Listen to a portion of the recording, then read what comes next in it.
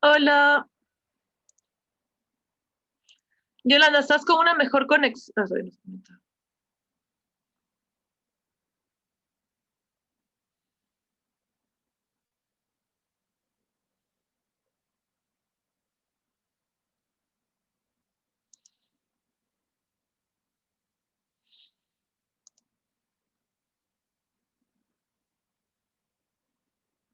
Yolanda, ¿estás con una mejor conexión o quieres que yo te pase el PPT?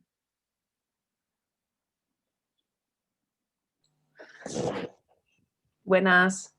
Hola, ¿cómo estás? ¿Estás con una mejor Bien. conexión o quieres que yo te pase el PPT? No, estoy con mejor conexión. Me acabo de cargar la lámpara, pero estoy con mejor conexión. Ah, ya, perfecto. Sí.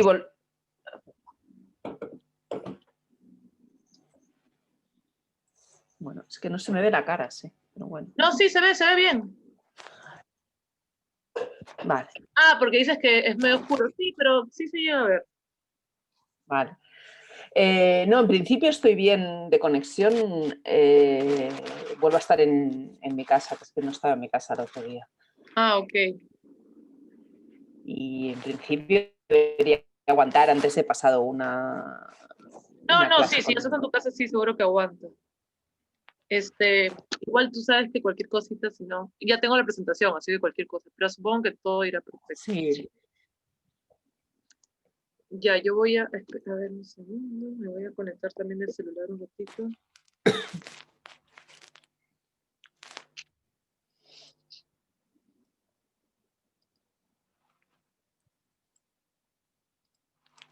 Ah.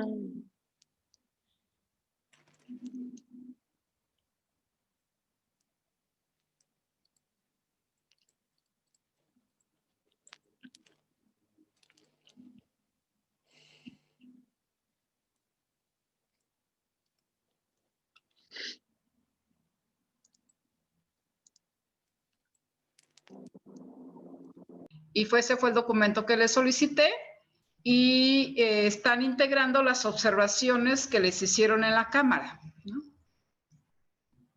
Es recién la comparecencia, es muy recién, pero bueno, ya no tuve tiempo de indagar, de obtener el video, porque se graban las comparecencias, pero bueno, el asunto es que en México está bastante confrontado el gobierno con muchos medios de comunicación y se distorsiona mucho la información, ¿no? Entonces espero que me hagan llegar el documento de balance y espero comprenderlo porque son terminologías que apenas estoy aprendiendo, ¿no? Pero bueno, con diccionario en mano.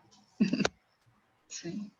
Entonces, Yolanda por ahí tendrá algunos tips ahí para cómo leer esos documentos, ¿no? Sí, la verdad es que es... a veces lo más complejo es entender el idioma que hablan los economistas y especialmente los que se dedican a temas de finanzas y deuda en particular, ¿no? Además, es muy fácil, bueno, que te mareen con la información, ¿no? que te dan, que sea parcial, que no sea completa, entonces y es muy difícil de ver exactamente qué hay detrás de esa información. Han publicado una guía, ya os la haré llegar, unos compañeros del Reino Unido publicaron una guía sobre cómo acceder a datos de deuda. ¿Qué? Cómo leerlos, cómo entenderlos. De hecho, tiene unos webinars. Los webinars son en inglés, creo que la guía la publicaron también en español, voy a buscarlo y os la hago llegar. No lo había pensado añadirlo a la bibliografía, pero está muy bueno porque está como pensado así para nivel básico, digamos, de cómo acceder a esos datos a nivel internacional. Pero no, está buenísimo que hayas hecho la petición de información, la verdad.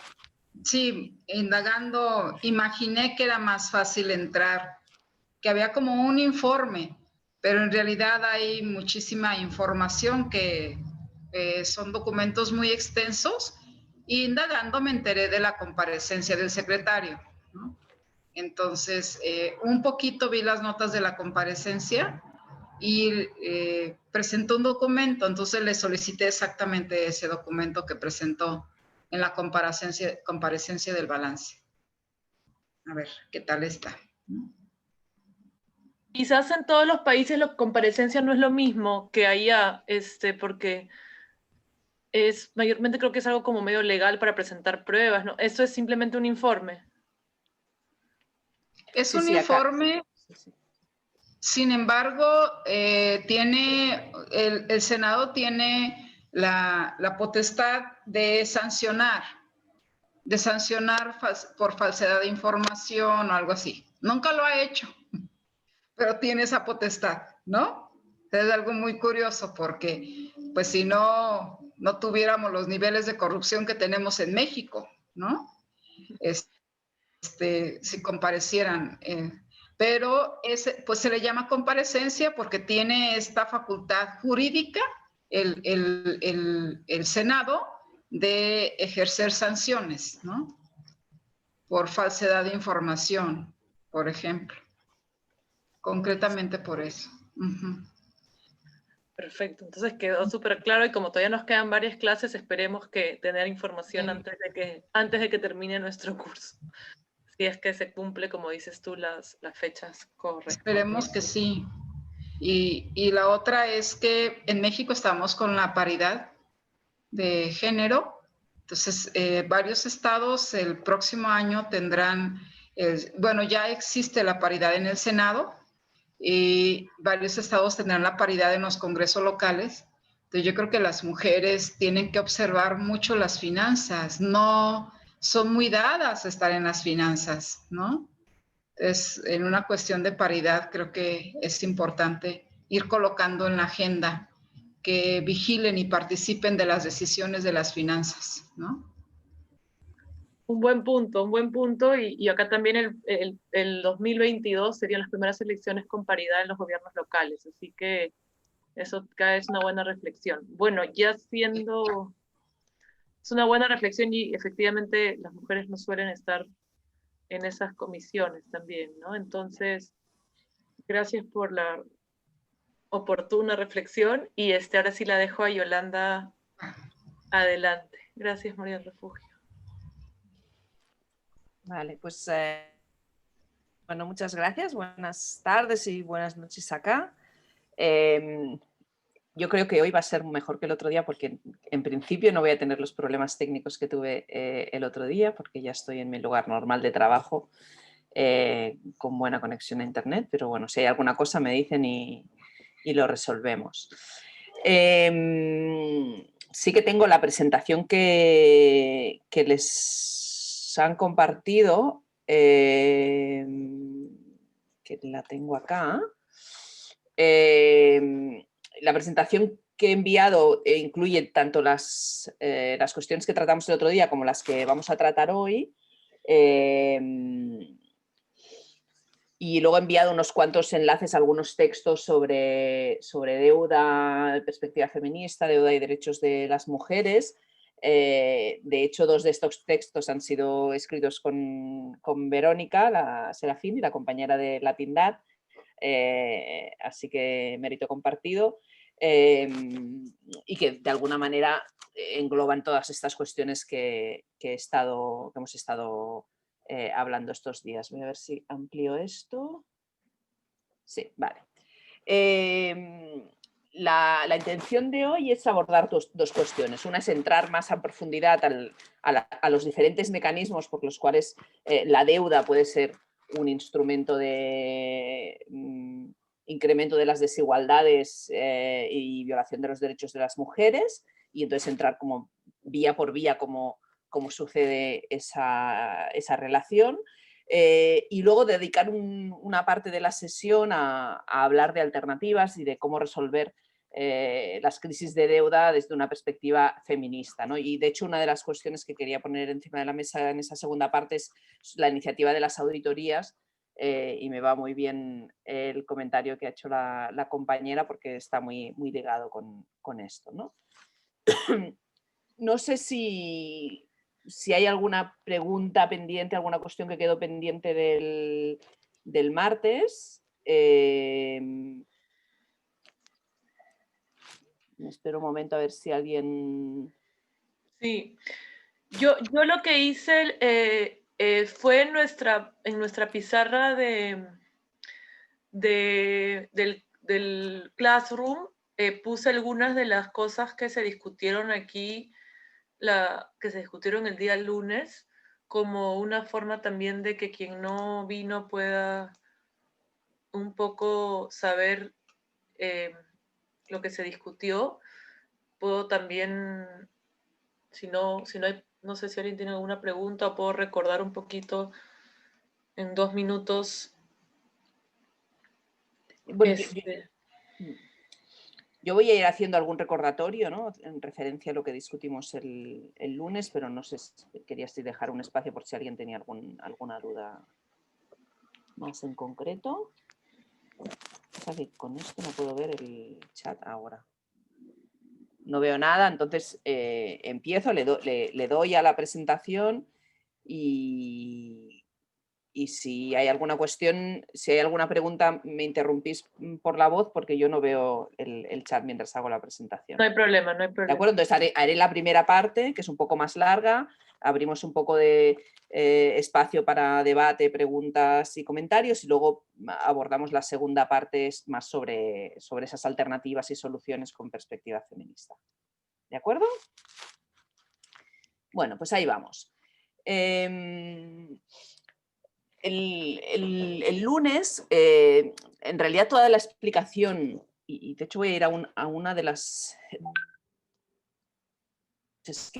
Perdón que voy muy rápido, pero es para situarme aquí. Que no sé si llegué a compartir, porque como se cayó mi internet, no sé si llegué a compartir este esquema, que es un esquema que simplemente explica, ¿no?, cómo desde una crisis de deuda acabamos en un declive de la protección de derechos humanos en general y en concreto la violación de los derechos de las mujeres y de la igualdad de género, ¿no? En una situación como la que estamos ahora, en la que hay niveles crecientes de deuda, y esos niveles crecientes de deuda, como dijimos, no solo son por una actitud del gobierno que se endeuda, ¿no?, que toma también, sino también por un incremento, por un interés de quien presta, y ahí hablamos el otro día, ¿no?, de la corresponsabilidad tanto del prestatario como del que toma los préstamos.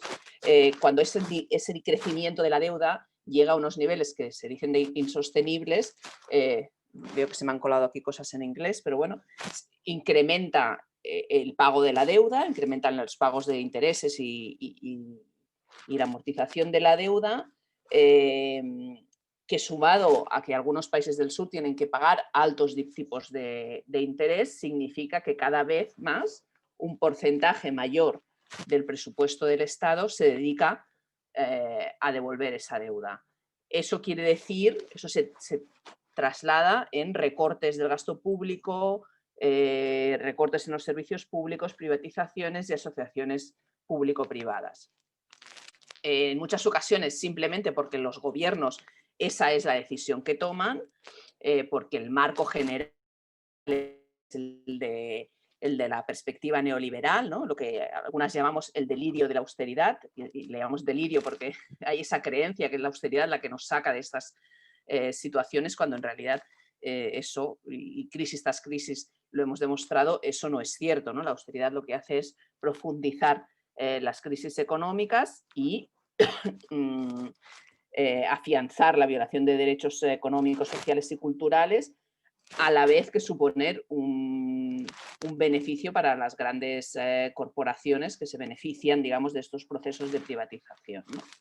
Y decía que esto lo aplican los gobiernos por motu propio, digamos, porque ese es el marco ideológico y político que domina en el mundo, pero también por condicionalidades que impone, pues, por ejemplo, el Fondo Monetario Internacional a través de sus programas, ¿no?, a través de sus supuestos rescates, ¿no? Y esos recortes en el gasto público tienen un impacto en los derechos, ¿no? Hoy voy a hablar un poquito, y ahora voy a volver abajo, de por qué los servicios públicos son claves desde un punto de vista de justicia de género. No sé si me voy a repetir con algunas de las presentaciones anteriores, pero me parece importante para hacer ese vínculo entre deuda y género, deuda e igualdad. El vínculo para mí pasa por los servicios públicos, ¿no? Y por la importancia de unos servicios públicos de calidad y con perspectiva de género para poder garantizar los derechos de las mujeres y la igualdad de género, ¿no?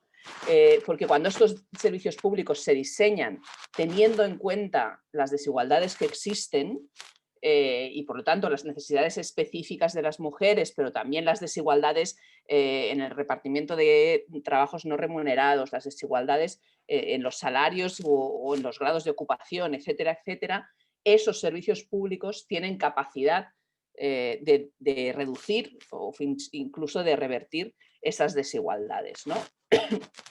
Los servicios públicos pueden crear y promover la creación de empleos dignos, no solo para Un las segundo, mujeres. Yolanda. Sí. ¿Soy Dime. yo la que la pierde o los demás también no la están escuchando bien? Yo escucho bien. Lo escucho bien también. Ah, ok, entonces soy yo, discúlpenme. Vale. No, tranquila, pues sigo. Decía, ¿no?, que los servicios públicos pueden crear, promover la creación de puestos de trabajo, y luego veremos que precisamente el sector público es un sector especialmente relevante para el empleo femenino, ¿no? Pero también pueden ayudar a reducir las cargas de trabajo de cuidado no remunerado, ¿no? Cuando existen servicios de atención a la infancia dignos y de acceso universal, pues obviamente las mujeres tienen más capacidad de reducir esa carga de trabajo no remunerado. Cuando existen cuidados a las personas con dependencia o a las personas mayores, pues esa carga no recae sobre las mujeres de la familia, etcétera, etcétera, ¿no? Solo si tienen perspectiva de género en su diseño, estos servicios públicos pueden llegar a ser transformadores. Es decir, no solo tener un cierto impacto redistributivo de cargas, por ejemplo, sino también llegar a desafiar y a transformar las causas estructurales de la desigualdad, transformando roles, por ejemplo, ¿no? Roles de género, o ayudando a transformar roles de género, creando, por ejemplo, pues eso, puestos de trabajo para las mujeres, ¿no?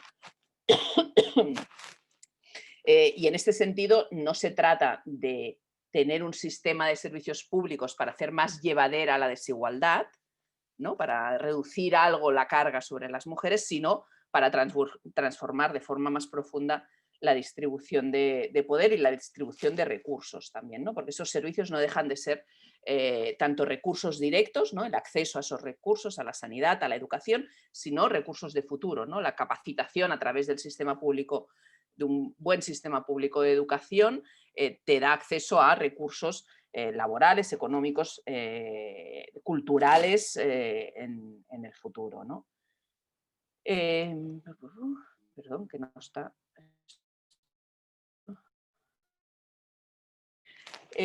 a mí me gusta mucho, hay un documento de la Internacional de Servicios Públicos, que es una confederación de sindicatos a nivel internacional, que tienen un trabajo bastante bueno sobre servicios públicos y desigualdad o justicia de género, y ellas bueno, numeran una serie de principios con los cuales los servicios públicos pueden tener esa perspectiva de género y esa capacidad transformadora que decíamos, ¿no?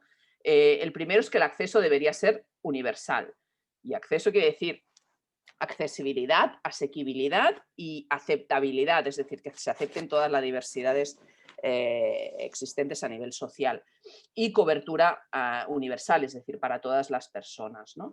Pero no solo es acceso universal, sino también, por ejemplo, ser financiados, administrados, gobernados de forma pública. Muchas veces los servicios son de diseño público o dependientes de la administración pública, pero han sido externalizados y acaban siendo gestionados por la empresa privada. Esto, digamos, a través de las asociaciones público-privadas o de las externalizaciones de servicios es extremadamente demasiado frecuente, ¿no?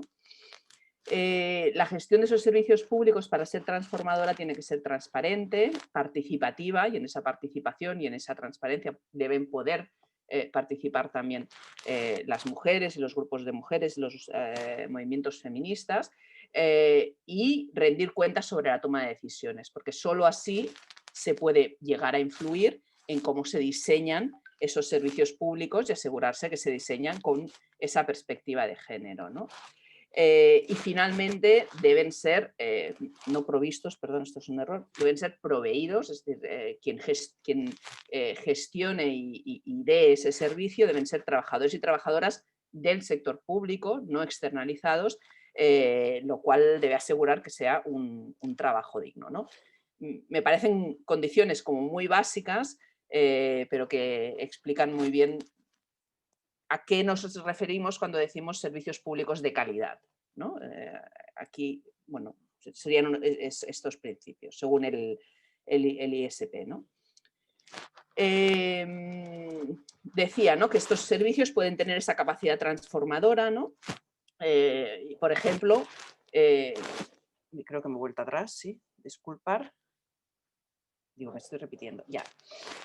Algunos ejemplos, ¿no?, de cómo pueden abordarse desigualdades de género a través de los servicios públicos, ¿no?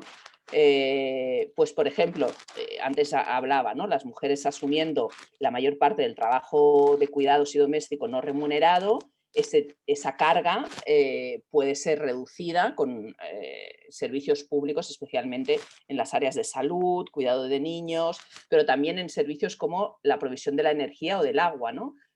Cuando decimos que las niñas y las mujeres son las responsables de ir a buscar el agua para los hogares, en un 80% de los hogares sin acceso a agua corriente, disponer de un servicio público de acceso a agua, pues, más extenso, más cercano al hogar, de agua potable o potabilizada, reduce esa carga de trabajo sobre las mujeres y las niñas, ¿no?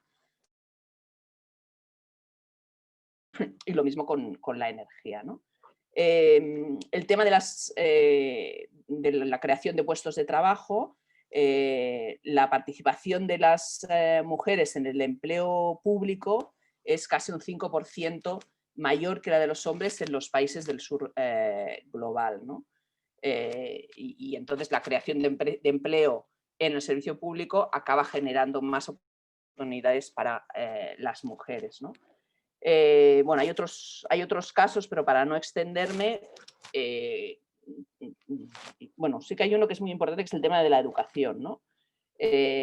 Cuando el acceso al servicio público de la educación es limitado, la cobertura no es universal, las niñas tienen muchas más posibilidades, 1,5 veces más probabilidades que los niños de ser excluidos de la escuela primaria, ¿no? Cuando la educación pública se convierte en un recurso escaso, son las niñas, las jóvenes, las que son expulsadas más fácilmente de ese servicio público, ¿no? Y eso afecta directamente a sus capacidades y a su desarrollo futuro, no solo a sus derechos como niños y niñas y jóvenes, sino también a sus derechos, digamos, a su desarrollo en el futuro, ¿no?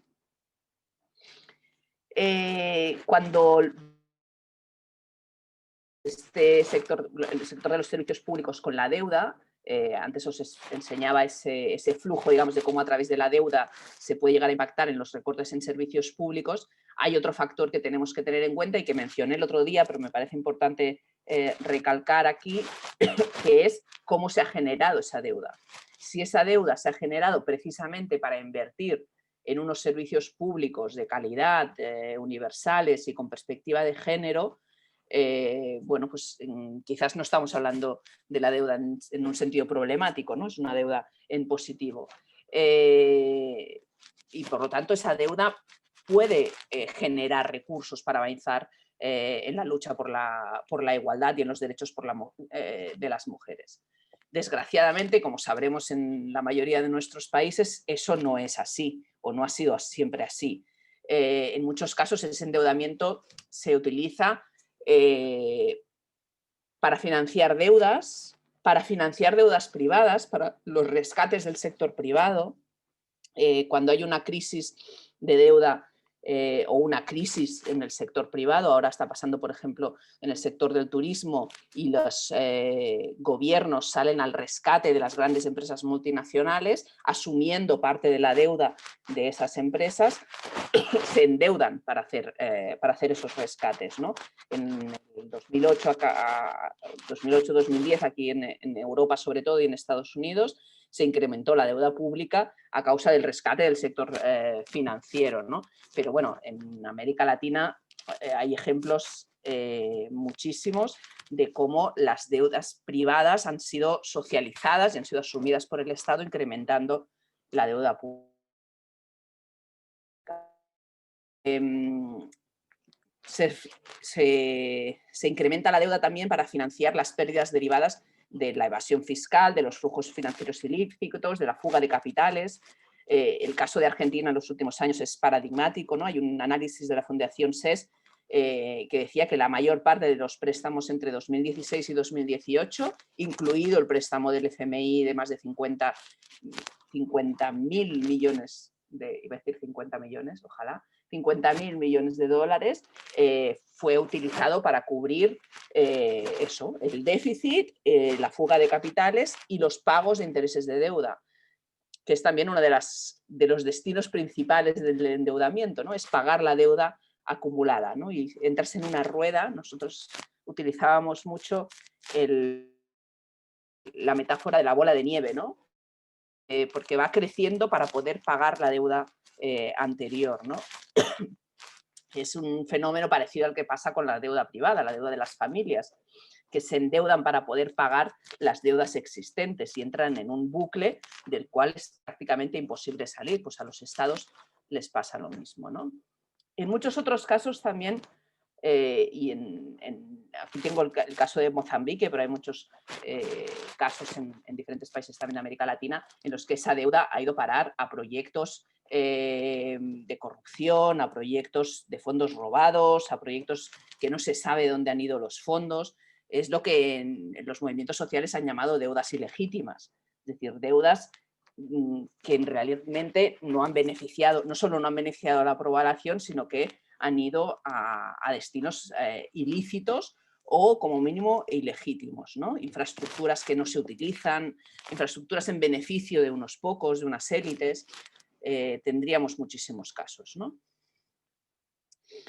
Y luego están las deudas adquiridas, sobre todo en forma de préstamos, por ejemplo, de instituciones multilaterales como el Banco Mundial, el Banco Interamericano de Desarrollo, pero también bancos privados para financiar infraestructura, ¿no? Infraestructura de salud, de educación y otras que pueden beneficiar al crecimiento económico, ¿no?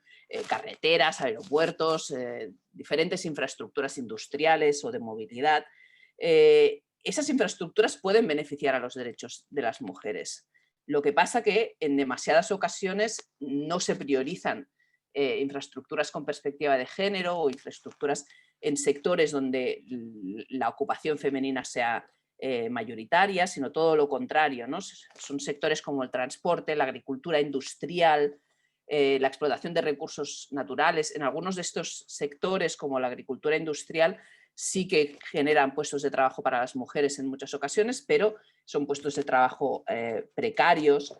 Y en este sentido, si analizamos dónde han ido los préstamos que ha adquirido cada país, pues veríamos que, digamos, si hiciésemos un análisis como de presupuestos con perspectiva de género de ese endeudamiento, veríamos que la mayor parte de ese endeudamiento no tiene precisamente esa perspectiva de género, ¿no?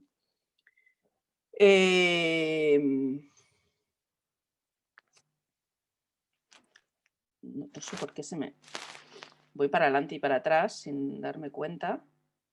Perdón, disculpar por el lío. Vale.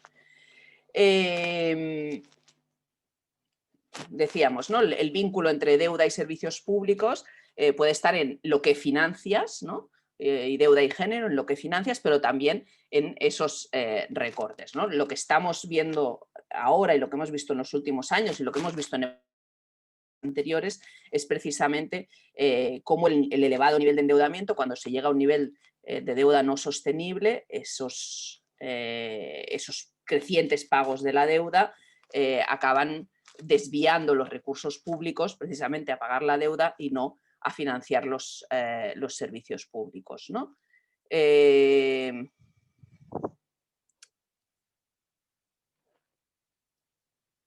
Vuelvo para atrás todo el rato y no sé dónde.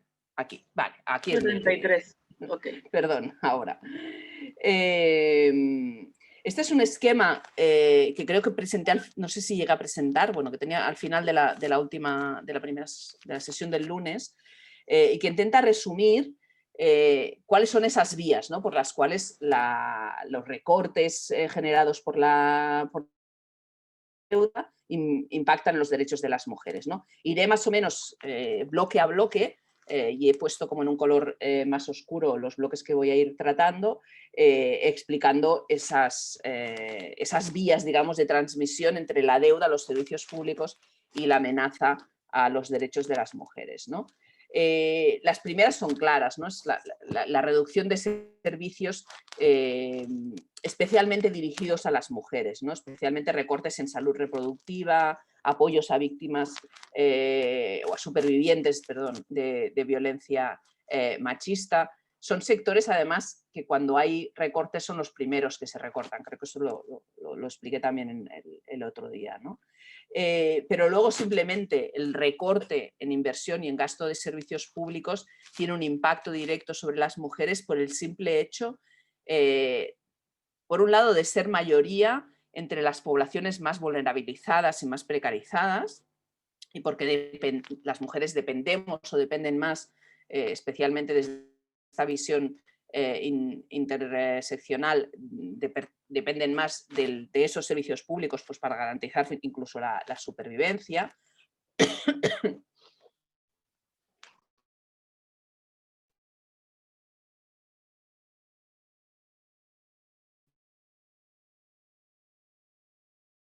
Salta la presentación, no sé por qué.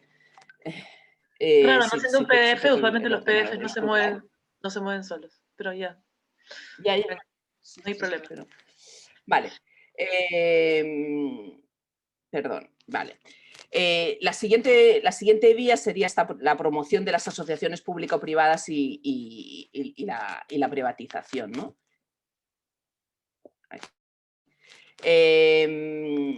En realidad, las estrategias de privatización, supongo que saben lo que son asociaciones público-privadas, son estas iniciativas, digamos, que para financiar la construcción de infraestructuras o para la provisión de servicios concretos, digamos, el Estado se alía, o las administraciones públicas se alían con el sector privado, con una empresa, firman unos contratos que normalmente son contratos bastante opacos y complejos de entender, en principio para garantizar una aportación de capital, una más fácil financiación de esa infraestructura o de ese servicio, o para, se dice, ¿no?, incrementar la eficiencia o aportar la innovación que puede aportar el sector privado. Pues es el argumento, digamos,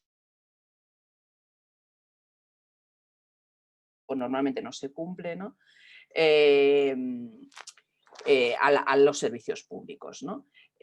Una de las razones por las cuales se promocionan esta externalización o esta promoción de asociaciones público-privadas es precisamente el aumento de la deuda en los servicios públicos, porque eso dificulta que el Estado pueda tirar adelante diferentes iniciativas, y a través de las asociaciones público-privadas normalmente es el privado el que aporta el endeudamiento, ¿no?, el capital.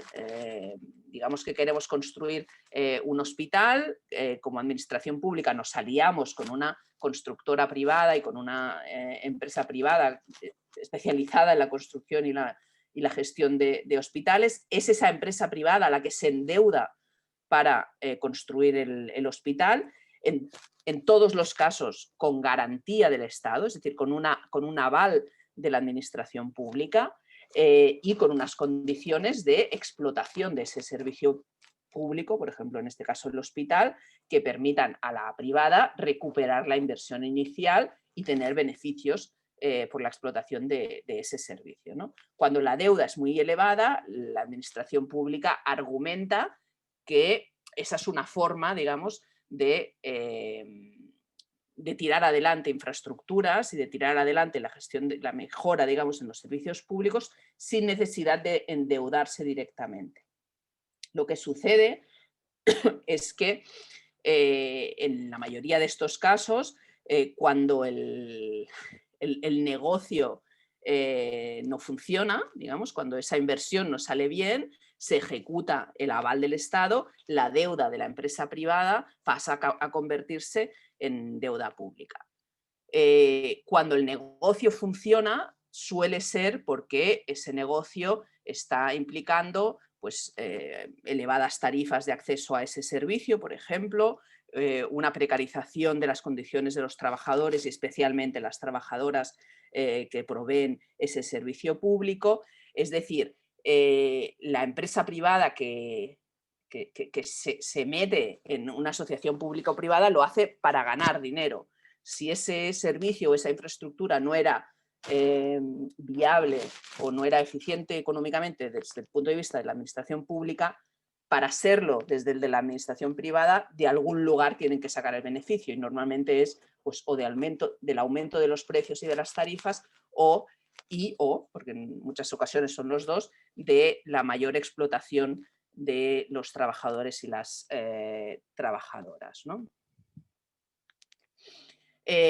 Como decía, ¿no? Por un lado, estas medidas vienen acompañadas de nuevas y más altas tarifas, lo que aumenta las dificultades de acceso al servicio por parte de las mujeres y especialmente las mujeres más vulnerabilizadas, las que tienen menos recursos, en un proceso que acaba siendo de privatización efectiva de estos servicios públicos gestionados a través de APPs, como decía también el tema de la precarización de los trabajadores y en última instancia la experiencia nos muestra que muchas de estas APPs acaban resultando más costosas y acaba derivando en más deuda a largo plazo, digamos, para el Estado que acaba asumiendo esas deudas privadas o público-privadas.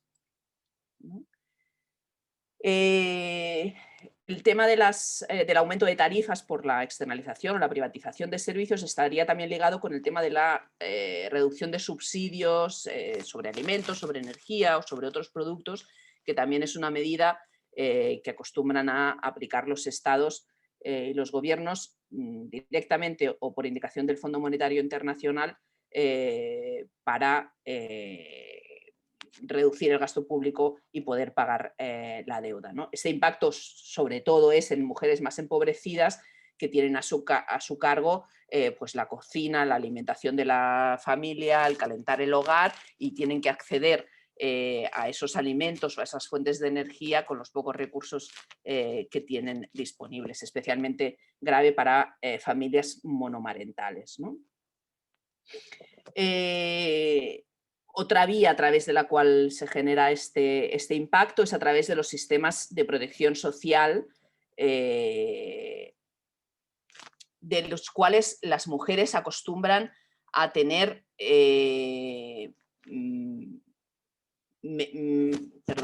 menos probabilidades de recibir estas pensiones o esta protección social. ¿Por qué? Pues por los patrones de género que marcan nuestra posición en el mercado laboral y que hacen que las mujeres tengamos muchísima más presencia en el sector del trabajo informal, en trabajos parciales, en trabajos de salarios mucho más bajos, que por lo tanto contribuyen menos a la seguridad social y por lo tanto las pensiones o el retorno de esos sistemas de protección social son menores. En algunos casos, como el tema, por ejemplo, de la protección social ante la maternidad, solo el 45% de las mujeres del mundo tienen permisos legales y retribuidos de maternidad, lo cual es una muestra, digamos, de las limitaciones de estos servicios de protección social, ¿no?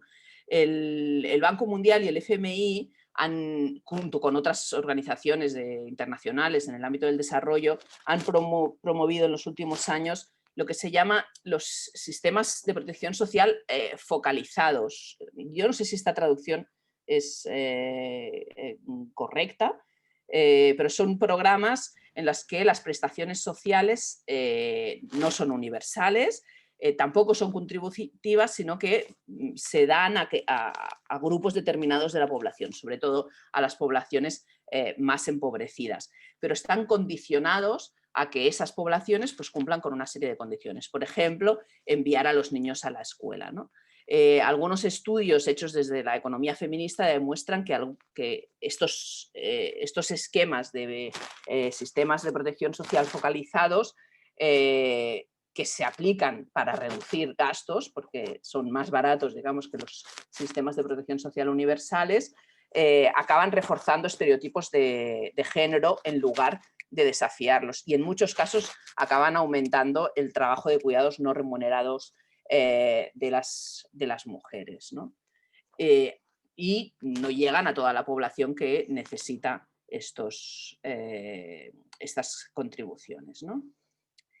Y finalmente, y con esto acabo el esquema, lo he comentado ya antes, ¿no? Es la importancia de los recortes en los salarios del personal público, de los trabajadores y las trabajadoras públicas y también del número de trabajadores y trabajadoras públicas, ¿no? A nivel mundial, lo explicaba antes, ¿no? El servicio público tiene una mayor proporción de empleadas que el sector privado formal, que no el informal, ¿no?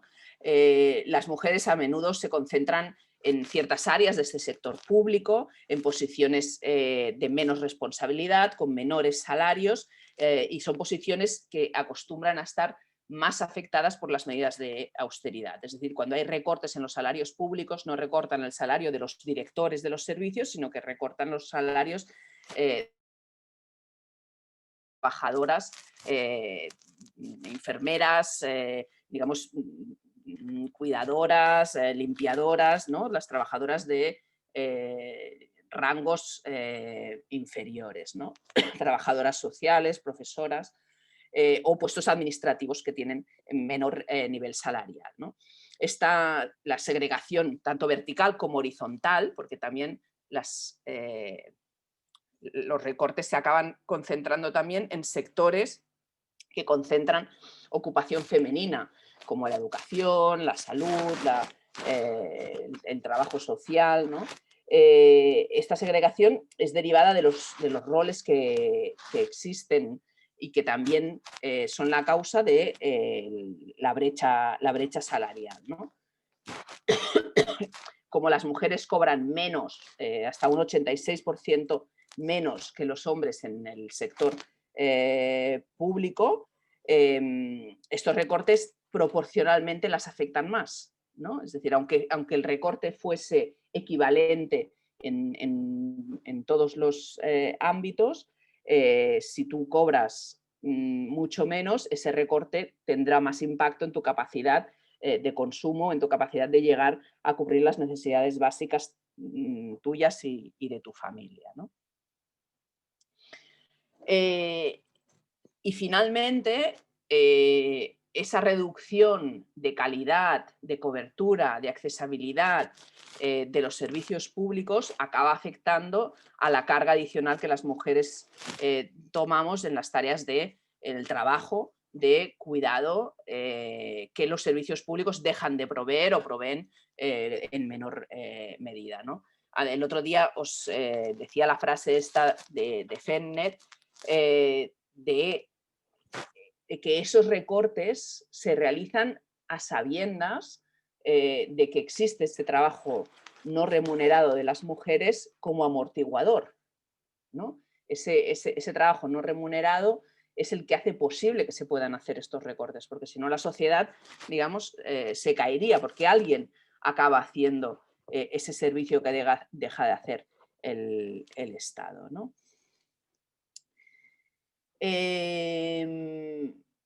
Si os parece, lo dejo aquí porque llevo hablando mucho rato y vemos a ver si tenéis algún comentario, alguna pregunta, porque luego ahora entraría ya más a, bueno, y ante esta situación, ¿qué podemos hacer, ¿no? Entonces voy a dejar de compartir la pantalla y vemos. Ok, aquí hay una primera pregunta sobre, bueno, no sé si María Refugio le quiere hacer de manera oral, hago la primera en todo caso, si la deuda pública y los préstamos del FMI en sus reglas de operación permiten préstamos para aplicarlos en servicios públicos y subsidios.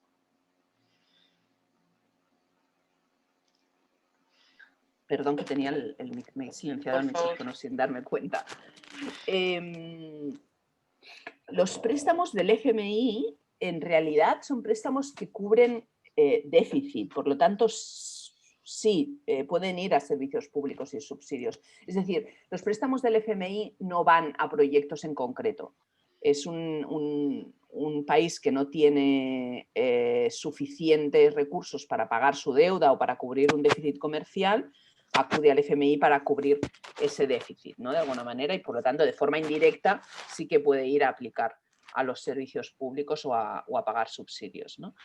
En el caso de otras instituciones como el Banco Mundial, por ejemplo, también puede ir a servicios públicos.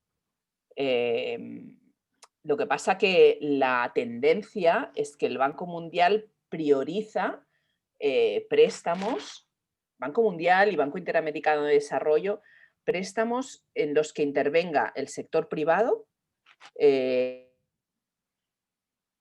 y préstamos en sectores que ellos consideran como claves para el desarrollo económico.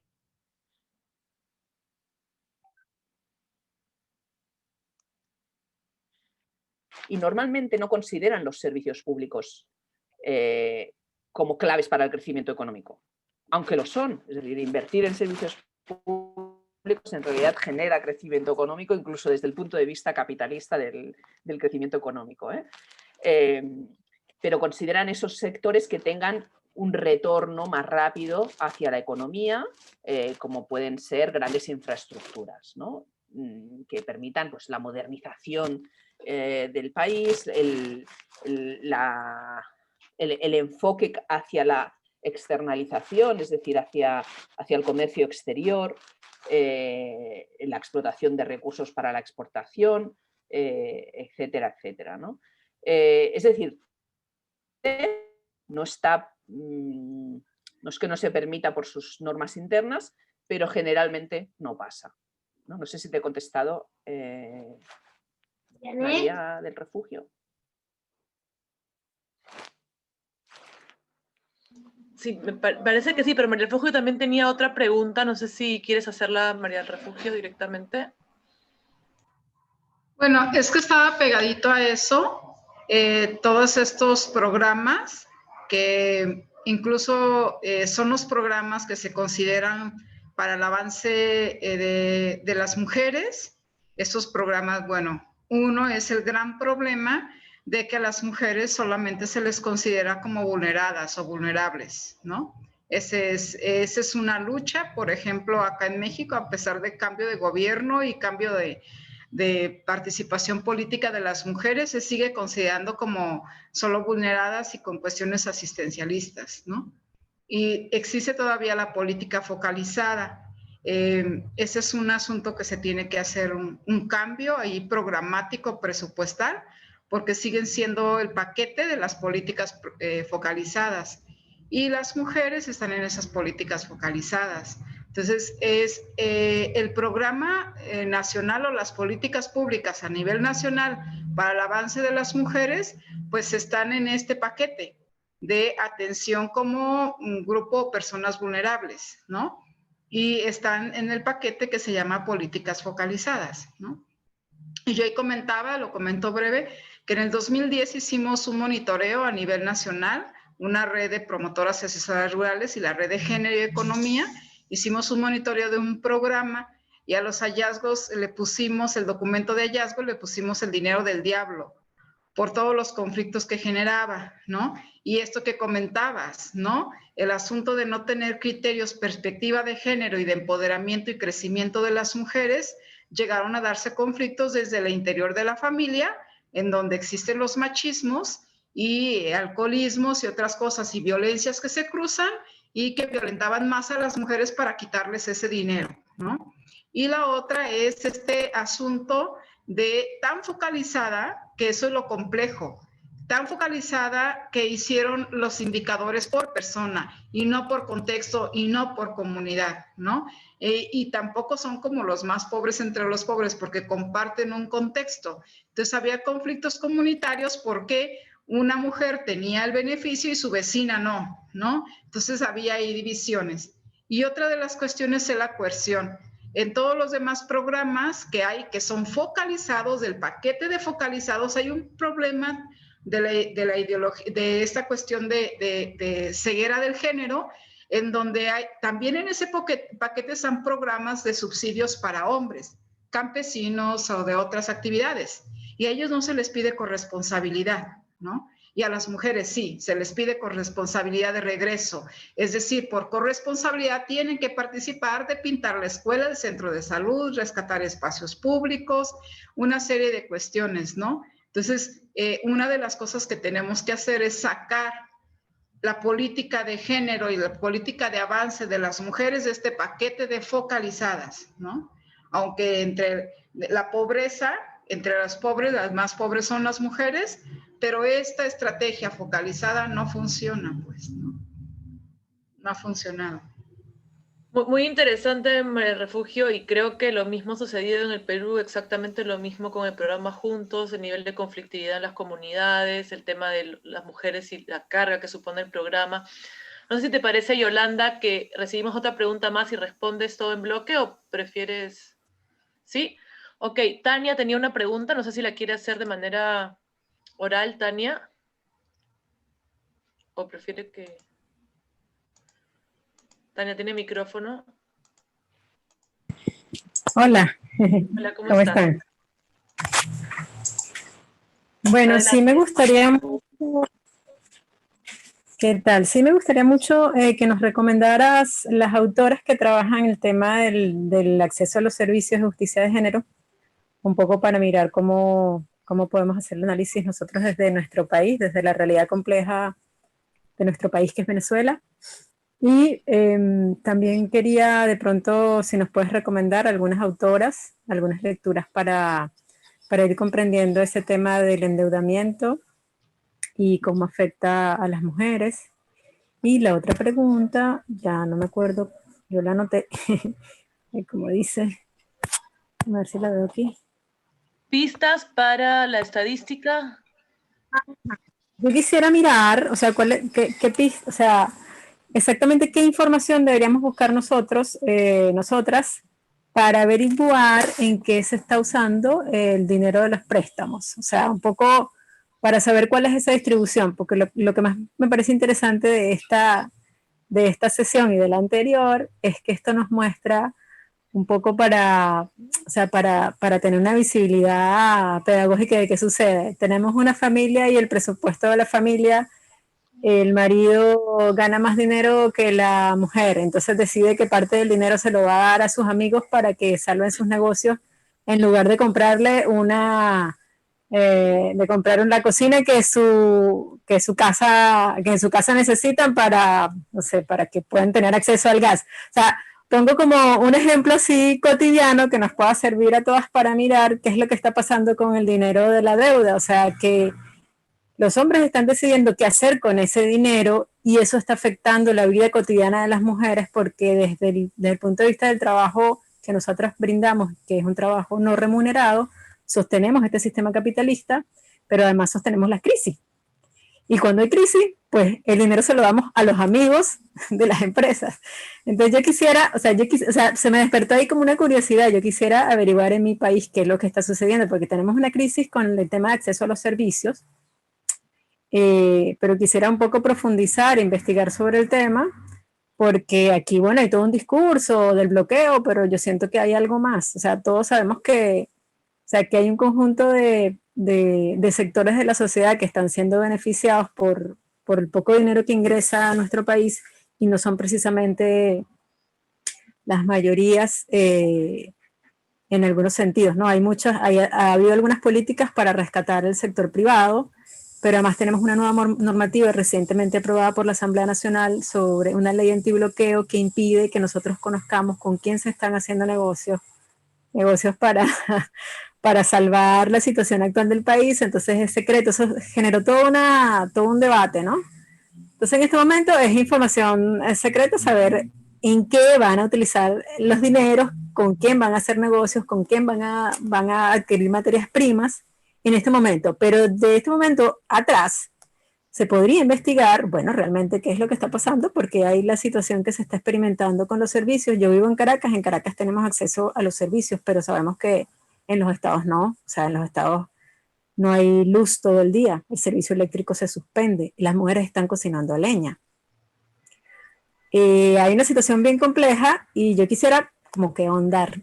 Discúlpenme que me encadené mucho, pero bueno, quería contarles cómo ha sido interesante para mí esta temática y de pronto algunas recomendaciones que nos puedas dar. Gracias. No, a ti, Tania, y a María del Refugio también. La verdad es que me siento muy identificada con ustedes. El tema de las recomendaciones, les envié algunas, pero voy a rescatar algún documento más sobre el tema de servicios públicos, como este de la Internacional de Servicios Públicos, y otro documento de una organización que se llama ActionAid, que espero que lo tengan en español, no estoy muy segura, que hicieron hace poco sobre servicios públicos y género, que estaba bastante bueno. Pero yo lo envío a través de Gabriela y Verónica, y así tienen los enlaces y todo. Con el tema de las ayudas o programas focalizados, creo que también es interesante vincular con todos los programas de microcréditos. Yo este tema no lo he entrado porque la verdad es que es toda otra cuestión, pero me parece interesantísimo y hay un librito que escribieron dos compañeras argentinas, Verónica Gago y Lucía Caballero, que se llama Una mirada feminista a la deuda. Creo que está disponible en internet, en PDF, o sea que también les puedo buscar el enlace y enviarlo. Y ellas hacen como un análisis que de alguna manera vincula, y he intentado como seguir ese trabajo también. Esa situación yo estaba hablando de deuda pública, ¿no? Cómo la desestructuración de los servicios públicos y de los programas de seguridad social y protección social acaba derivando en una situación en que las familias se acaban endeudando para poder cubrir sus necesidades, ¿no? Y entran en un ciclo de endeudamiento a través del sistema de microcréditos familiar, privado, para poder acceder a servicios que deberían ser públicos, ¿no? Como esa deuda pública acaba derivando en una deuda personal, familiar, por no poder acceder a la vivienda, a los servicios de salud, a la educación, ¿no? Creo que ese es un enlace muy importante de hacer desde una perspectiva feminista, porque precisamente son las mujeres las que han sido el objetivo de las financieras e incluso algunas ONGs que han ido como a buscar a esas mujeres no vulnerables, sino vulnerabilizadas, ¿no? Sabiendo que van a poner por encima de todo el bienestar de sus familias, para venderles esos créditos y esos microcréditos, esos servicios financieros, ¿no? El trabajo de Verónica y Lucía en Argentina es buenísimo porque, aparte de todo, recogen iniciativas de movimientos de mujeres y movimientos feministas que se han negado a pagar las deudas colectivamente, ¿no? Y cómo han salido de esa situación históricamente, ¿no? Con diferentes movimientos de impago de deudas privadas, de deudas familiares, me refiero. Aparte de esta recomendación, sobre el tema de acceso a la información. la verdad es que lo había preparado como para el final de la sesión, pero me pongo ahora con ello. Es todo un mundo y cada país es diferente. Es decir, yo les puedo dar algunas, no sé si pistas de cómo hacerlo, pero es todo un mundo y yo creo que lo más útil es hacerlo colectivamente. Es decir, unirse personas con diferentes saberes, con diferentes conocimientos, para poder hacer la lectura de esos datos que vais a conseguir o no vais a conseguir. Yo estuve muchos años, ahora voy a hacer un poco de anécdota personal, ¿no? Pero durante muchos años, desde finales de los 90 hasta el 2010, trabajando pues, una década en hacer seguimiento de procesos de endeudamiento en el sur. Analizábamos los préstamos que daba España hacia otros países. Participé de la auditoría de la deuda en Ecuador. Y de golpe estalló la crisis de deuda en España. Y entonces iniciamos un proceso de auditoría ciudadana de la deuda, porque era eso que habíamos aprendido de los movimientos del sur, ¿no? Que había que auditar las deudas.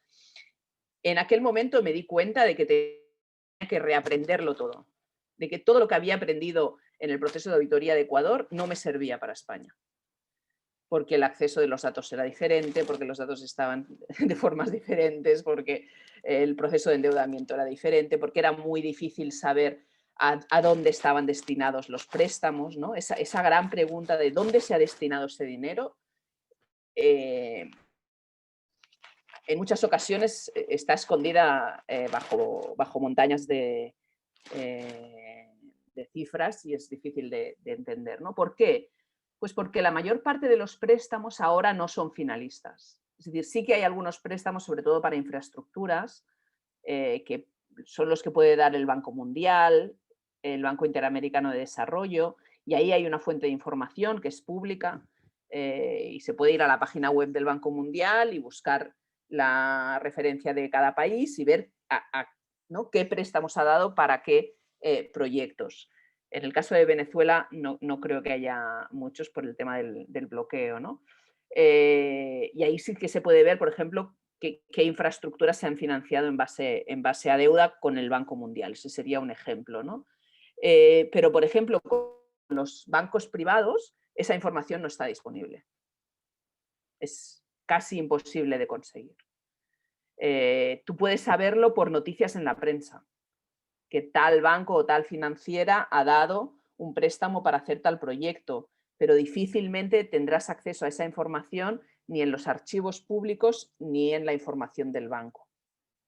Va a ser complicado de encontrar esa información. Entonces, a veces acabamos haciendo trabajo de hemeroteca de medios de comunicación, de periódicos, viendo, ¿no?, quién ha financiado tal proyecto o tal otro, buscándolo en la prensa, ¿no? Y luego, finalmente, la situación es más compleja aún porque la mayoría de países se financian emitiendo deuda en los mercados financieros. Esos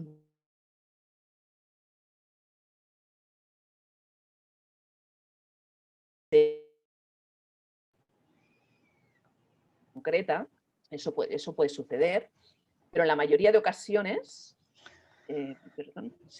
en la mayoría de ocasiones no es así. En la mayoría de ocasiones se emite deuda, es decir, se lanza los bonos a los mercados financieros y lo compran inversores de diferentes países simplemente para financiar el gasto público en general.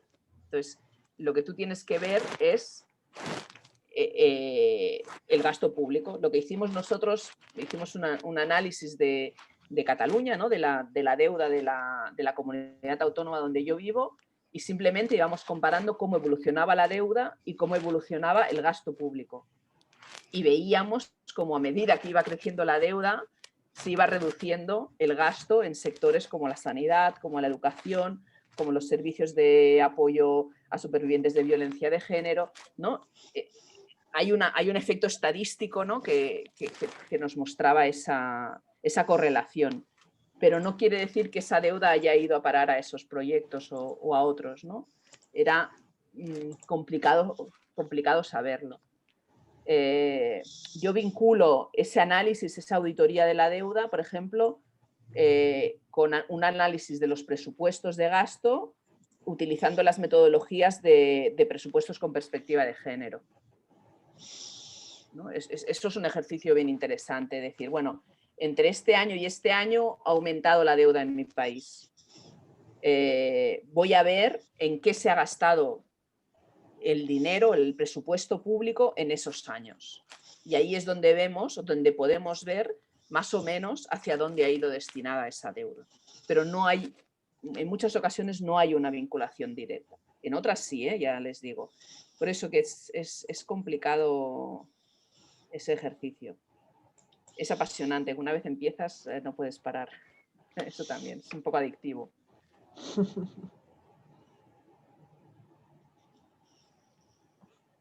Sí, se me ha bajado un poco la conexión en algún momento, pero creo que ahora ya está bien, ¿no? Sí, yo no sé, estoy ahora yo en mi celular porque parece que hay un conjuro, entonces a mí es de que me ha botado el Zoom de la computadora como 2 veces, entonces ya me cambié el celular para estar seguras. No sé si alguna ha tenido algún problema con el audio.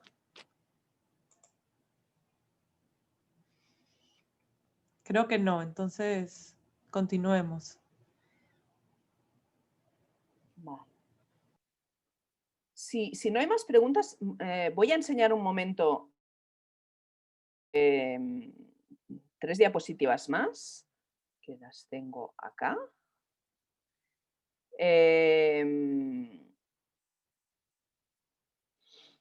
Perdón. Hablando también de eso, de qué alternativas tenemos, ¿no? Ante esta situación, ¿qué podemos hacer o qué podemos exigir a nuestros gobiernos, a nuestras administraciones públicas? Una de ellas es la necesidad de hacer evaluaciones de impacto en derechos humanos, obviamente con perspectiva de género, a la hora de hacer la planificación de la gestión de la deuda, ¿no? Antes de hacer de aplicar un programa de ajuste a causa de una crisis de deuda, hacer una evaluación de impacto en derechos humanos. Eso es algo que recomienda Naciones Unidas, que hay metodologías disponibles, que las conclusiones de esa evaluación de impacto de derechos humanos son las que deberían orientar la toma de decisiones, no solo en cuanto a qué hacer ante esa crisis de deuda, sino también para poder reestructurar o pedir o exigir la cancelación de una parte de la deuda, ¿no? Para que eso tenga un cierto impacto, en realidad tenemos una tarea ingente, que es modificar, transformar la arquitectura financiera internacional, ¿no? Se necesitan reformas fundamentales sobre cómo la comunidad internacional aborda las crisis de deuda, ¿no? Porque ahora la aborda pues normalmente de una forma no democrática, de arriba abajo, es decir, son los acreedores los que deciden, es el FMI, el Banco Mundial y el G20. Antes era el G7, ahora hemos mejorado, son 20 en lugar de 7, pero siguen siendo los ricos, digamos, los que deciden qué hacer ante una crisis de deuda, ¿no? Uno de los desafíos en ese sentido, a nivel de reforma ya no solo de la arquitectura financiera internacional, sino de cómo se abordan las crisis de deuda, es el concepto de sostenibilidad de la deuda. Yo he ido diciendo a lo largo de la presentación, ¿no? El otro día y hoy, cuando una deuda ya no es sostenible, ¿no? ¿Qué quiere decir una deuda? Que una deuda no es sostenible. Bueno, desde la perspectiva del Fondo Monetario Internacional, del Banco Mundial, de cualquier gobierno, una deuda deja de ser sostenible cuando no hay dinero para pagarla, cuando no hay ingresos suficientes para pagarla, independientemente de si se han tenido que hacer unos recortes brutales en los servicios públicos para poder pagar esa deuda, ¿no? No se toma en cuenta los impactos que ese pago de la deuda tiene en los servicios públicos, en los derechos de las mujeres, en la lucha contra el cambio climático, etcétera, etcétera, ¿no? Y en ese sentido, y no lo decimos solo nosotros, sino, por ejemplo, el experto independiente de Naciones Unidas sobre deuda y derechos humanos, decía, ¿no?, que la sostenibilidad solo se logra cuando ese pago de la deuda, el servicio de la deuda, no implica violaciones en los derechos humanos, en la dignidad humana y no impide el logro de los objetivos internacionales de desarrollo, o sea, los objetivos de desarrollo sostenible, ¿no? Y por eso pensamos que para poder evaluar que una deuda sea sostenible deberíamos hacer evaluaciones de esa sostenibilidad que tengan en cuenta esa perspectiva de género, ¿no? Es decir, si el pago de esa deuda está, como hemos visto, impactando en los derechos de las mujeres. Como se pueden imaginar, estamos a años luz de que el Fondo Monetario Internacional o el Banco Mundial adopten esa perspectiva de la sostenibilidad de la deuda. Pero bueno, cosas más increíbles se han conseguido en el mundo y entonces seguimos, digamos, tratando de influenciar para que se evolucione hacia un nuevo concepto de sostenibilidad de la deuda que incorpore no solo consideraciones de género, sino también otras consideraciones sociales, ambientales o de objetivos de desarrollo. Se ha avanzado, por ejemplo, en la cuestión ambiental. No mucho, pero se ha avanzado. Es decir, a considerar dentro de las evaluaciones de sostenibilidad de la deuda los riesgos que los países tienen ante el cambio climático y los recursos que esos países necesitan para hacer frente a la emergencia climática, ¿no? Entonces, si se ha avanzado ahí, también podríamos llegar a avanzar en el ámbito, por ejemplo, de género, ¿no? Y la otra cosa que necesitamos, ¿no?, es cambiar el concepto de sostenibilidad de la deuda y cambiar el espacio donde se toman las decisiones, ¿no? Que no sea el FMI y el G20 tomando las decisiones sobre cómo un país se debe afrontar a una situación de default o a una situación de negociación con todos sus acreedores, sino que sea un sistema mucho más democrático. Y en este sentido, desde la sociedad civil, hace ya unos años, bastantes años, estamos promoviendo una reforma de esta arquitectura financiera internacional para crear un nuevo, lo que llamamos un nuevo marco de resolución de deudas, un marco multilateral de resolución de deudas, preferiblemente independiente o bajo los auspicios de Naciones Unidas, ¿no?, que garantice precisamente pues negociaciones transparentes, con reglas conocidas iguales para todo el mundo, democráticas, rápidas, ¿no? Que no pasen incluso un año en negociando una reestructuración de la deuda con el impacto que eso puede tener en los derechos de las personas, que las soluciones que se pongan encima de la mesa sean duraderas y que sobre todo esas soluciones sean justas, es decir, que tengan incorporada el cumplimiento con los derechos humanos o la primacía de esos derechos humanos sobre el pago de la deuda y, como decía antes, las cuestiones de género, ambientales o de desarrollo en esa evaluación, ¿no?, en esa negociación de la deuda, perdón. El año pasado, finales de año, publicamos un informe de diferentes organizaciones de la sociedad civil, creo que la Tindad también firmó este informe, que se llamaba, los 10 principios de la sociedad civil para la resolución de la deuda soberana. Os he puesto aquí el enlace, que de alguna manera escribe cómo debería ser ese mecanismo de resolución multilateral de deuda. Aquí tenéis un tipo así como haciendo gimnasia, porque en inglés a este mecanismo le llaman Debt Workout Mechanism, y workout es hacer fitness. Entonces, eso no tiene ninguna traducción en español, entonces no tiene ninguna gracia, pero en inglés tiene cierta gracia este esquema, ¿no?, porque es el trabajar la solución de la deuda, ¿no? Bueno, como os decía, ¿no?, que sea un organismo independiente, que el proceso lo inicie el deudor, no los acreedores, ¿sí? Que se suspenda la posibilidad de litigios de los acreedores, como pasó, por ejemplo, con Argentina, que las negociaciones se hagan en un solo proceso, el tema de una evaluación diferente e independiente de la sostenibilidad de la deuda,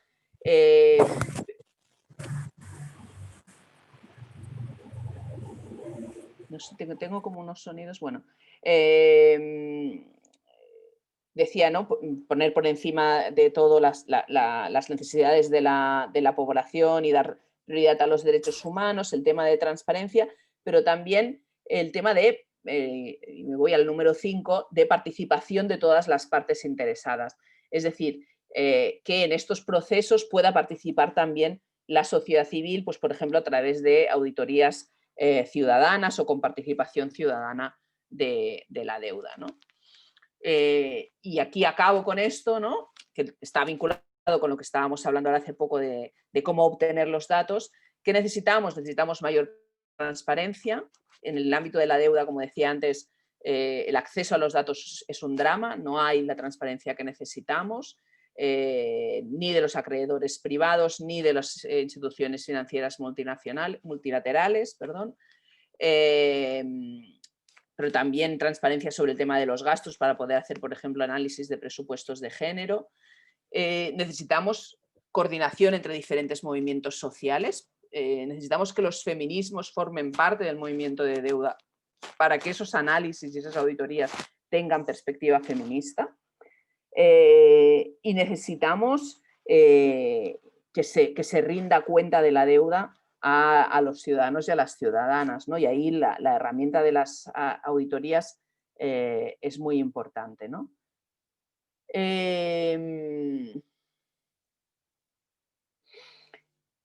Perdón, iba a ir a esta última diapositiva.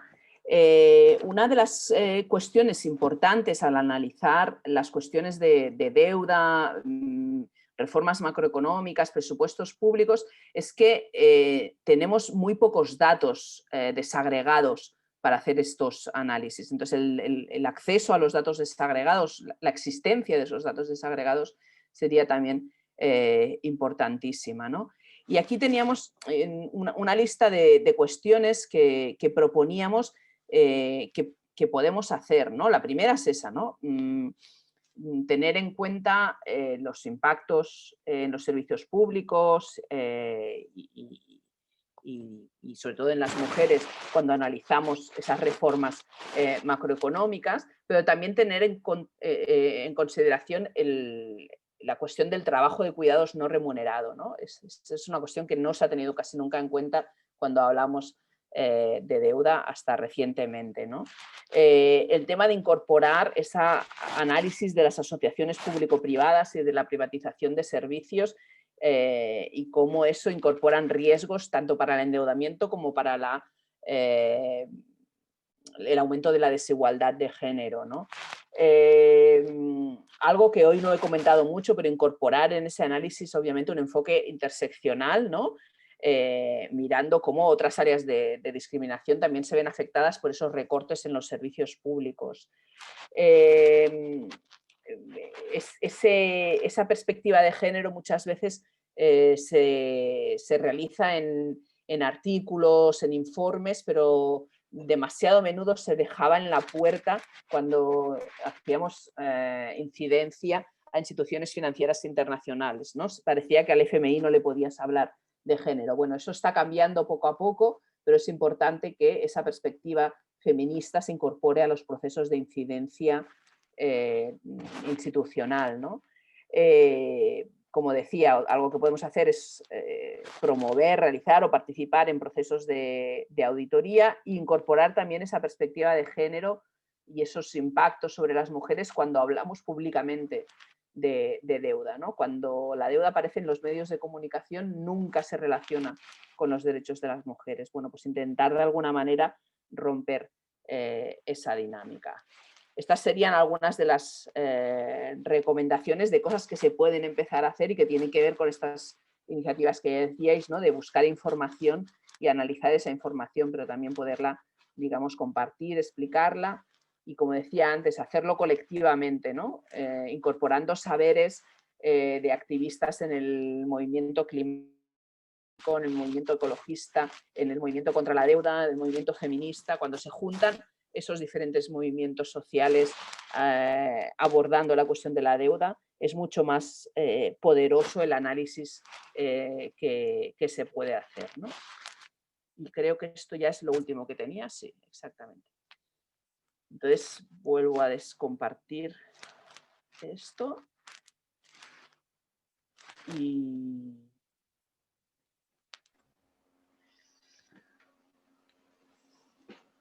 Sí, gracias Yolanda. No sé si alguna tiene alguna pregunta. Yo puedo empezar haciendo algunas preguntas, comentarios. Tenemos unos minutos para eso.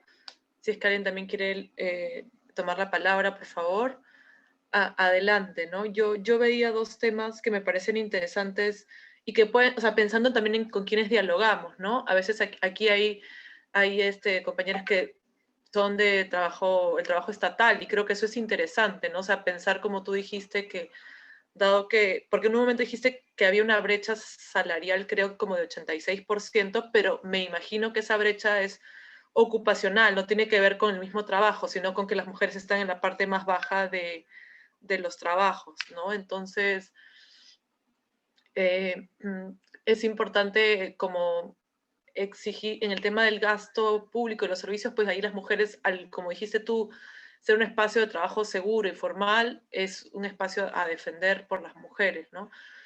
Y el otro que hablabas tú de la deuda, o sea, no sé si pensando también lo que decía, creo, Jimena, la clase pasada, de que aquí en Perú, por ejemplo, de manera clara, no es que haya un movimiento de vigilancia a la deuda. En general, la sociedad civil es bastante débil, ¿no? Las organizaciones son bastante débiles, ¿no? Y quizás de miras a lo que viene, por lo que hablábamos la clase pasada, con relación a los endeudamientos que está produciendo el COVID, quizás eso haga que el tema vuelva a tener cierta vigencia, ¿no? Pero ¿cuál sería quizás tu consejo para poder vincular el movimiento feminista con el movimiento de la deuda, ¿no? Alguna experiencia que tú conozcas que haya sido positiva, ¿no? Y por ahí creo que tenemos una pregunta de Sayonara. No sé si Sayonara desea hacerla directamente.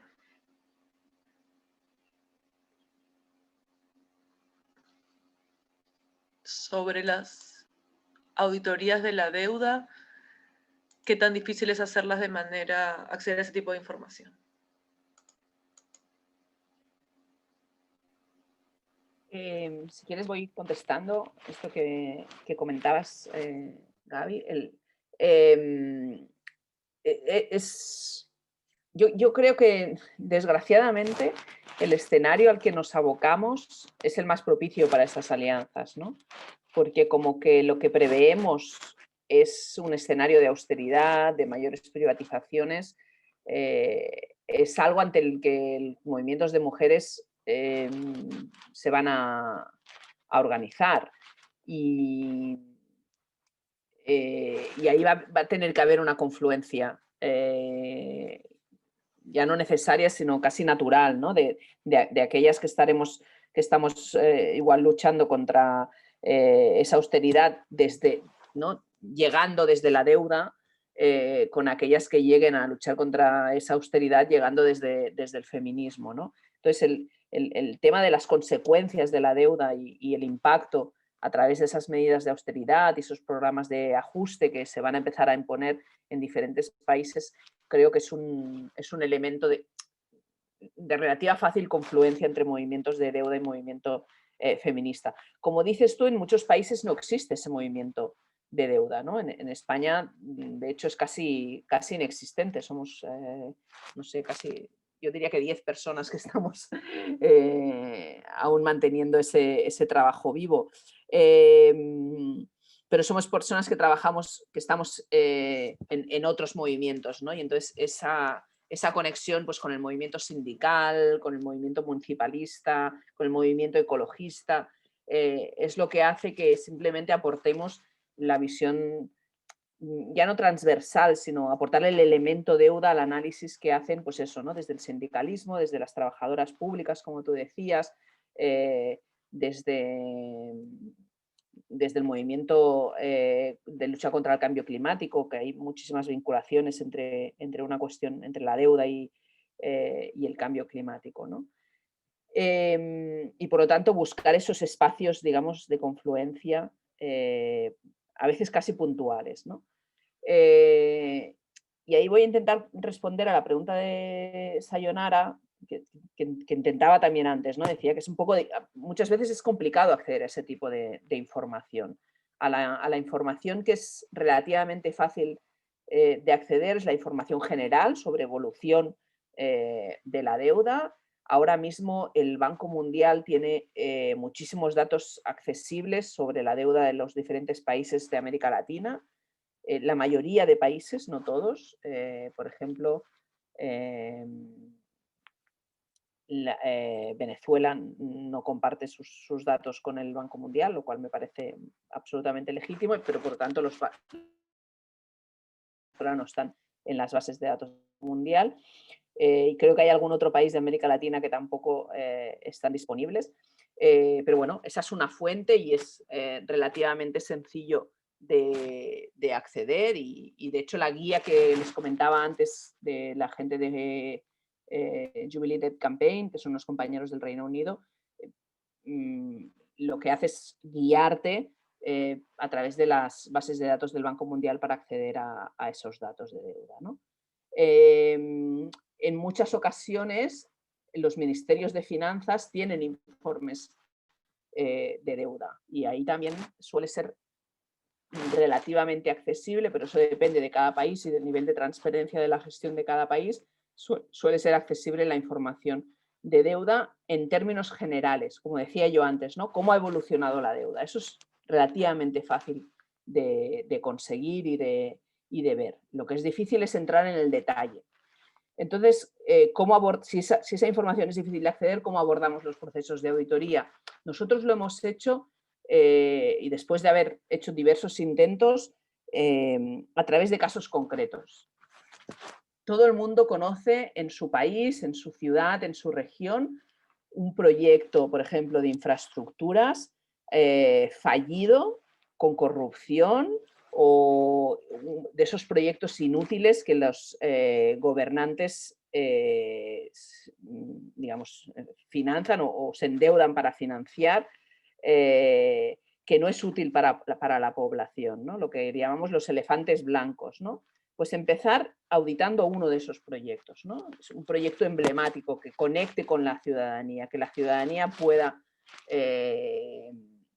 identificar, ¿no? Un aeropuerto o la ampliación de un aeropuerto que ha costado 3 veces más de lo que estaba presupuestado, ¿no? O unas carreteras que al final han acabado siendo privatizadas.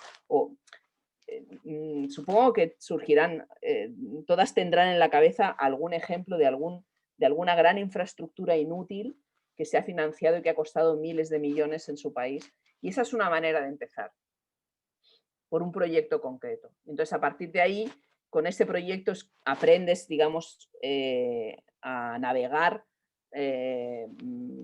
por los laberintos de las leyes de transparencia, de cómo se piden los datos, de cómo acceder de qué datos están disponibles, de cuáles no, y haces ese primer análisis, ¿no? Y a partir de ahí puedes ir avanzando. O analizar un sector, por ejemplo, el sector de la sanidad. En Madrid, unos compañeros lanzaron una iniciativa que se llama Audita Sanidad y han auditado la privatización de la sanidad en la Comunidad de Madrid, con un trabajo excelente, muy excelente, destapando además casos de corrupción y destapando casos de cómo se han privilegiado ciertas empresas en los negocios de la privatización de la sanidad pública en la ciudad de Madrid, ¿no?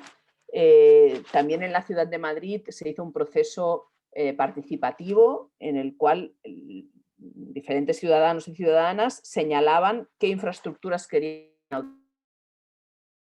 Y entonces, a partir de la información ciudadana, porque la gente, y especialmente las trabajadoras públicas, tiene mucha información a través de los medios, a través de su trabajo, a través de su experiencia.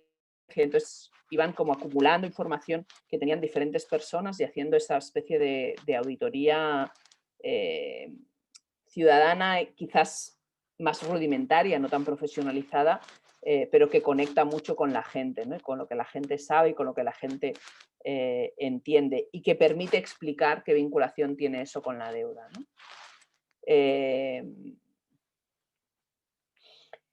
Veo aquí que también comentan lo de las compañeras de Jubileo Sur, tanto Jubileo Sur como Latindad tienen experiencia en diferentes procesos de auditoría, en Brasil, por ejemplo, o en Ecuador.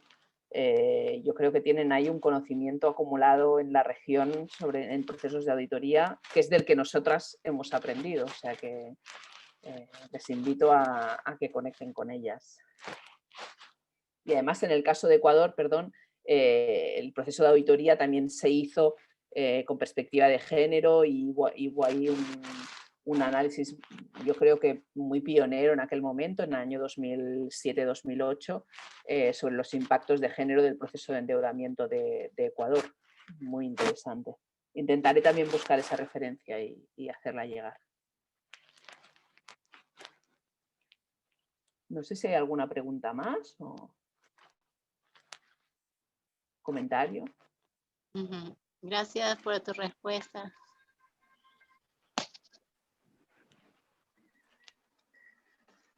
Gracias, Ayonara. Sí, no sé si alguien más tiene alguna pregunta. Creo que nos ha dado varias claves interesantes, Yolanda, sobre cómo comenzar. Creo que esta idea de auditar una obra emblemática suena bastante factible, ¿no? Andrea, tú creo que eres ecuatoriana, me estoy confundiendo. No sé si quieres tomar la palabra un momento. O para despedir. No sé si alguien tenga un último comentario.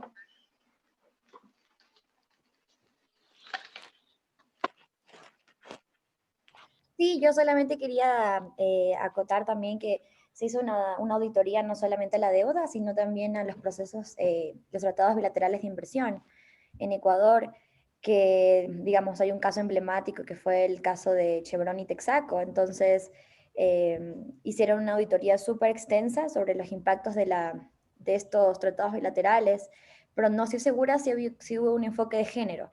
Por eso quería preguntarle a Yolanda si tenía quizás esa auditoría de la deuda, pero de la deuda, digamos, del 90, porque ahora, digamos, el Ecuador tiene una deuda muy grande ahora con el FMI y no se ha hecho ese tipo de auditorías. Entonces sería excelente si podemos guiarnos a partir de esa auditoría para poder también analizar los impactos de esta nueva deuda y ver cuáles también son las diferencias y las continuidades. Sí, sería excelente. Creo que los compañeros de CEDES en Ecuador están ahora también en esa idea de poder hacer como una auditoría de los nuevos préstamos del FMI y de la situación actual.